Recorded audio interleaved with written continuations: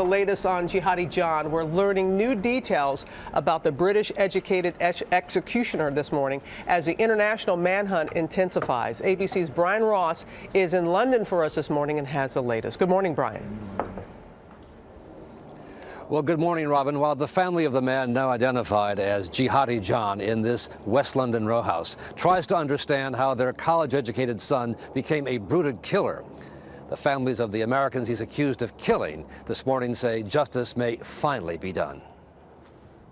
With the identity now confirmed of the man whose piercing eyes and voice came to symbolize pure evil, our knife will continue to strike the necks of your people.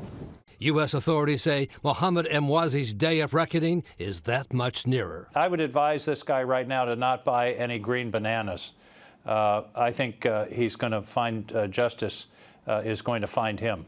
It was soon after the beheading of American James Foley in August that U.S. and British authorities first figured out who the masked man was, with his facial characteristics and British accent helping to give him away. I'm back, Obama.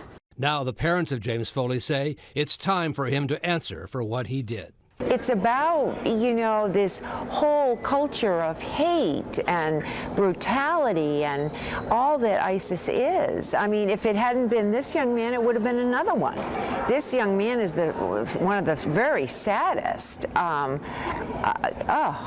It's just so tragic.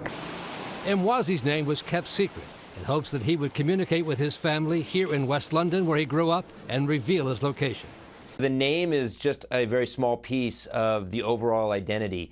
The real goal is identifying where he is, who his network of associates is, and then being able to take action against him inside a place like Syria where we have a lack of resources. His family remains inside this morning, reeling from the news their son could be a mass murderer. I'm shocked because this is my neighbor.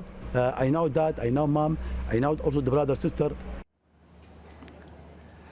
Emwazi, it turns out, was on the radar of British security services for at least 6 years, going back to 2009, and at one point he even complained that MI5 tried to recruit him as an informant.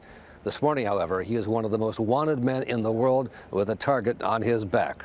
Robin? So, Brian, he was on the radar for 6 years. The Paris attackers were also known. So what does this say about our ability to track these known threats? Well, talking to British and U.S. security officials, the fact is there are hundreds, if not thousands of people who are under suspicion, and there are just too many to keep a 24-hour watch on. So in the case of Emwazi, he was able to slip out of this country and head to Syria and join ISIS, Robin. All right, Brian, thank you.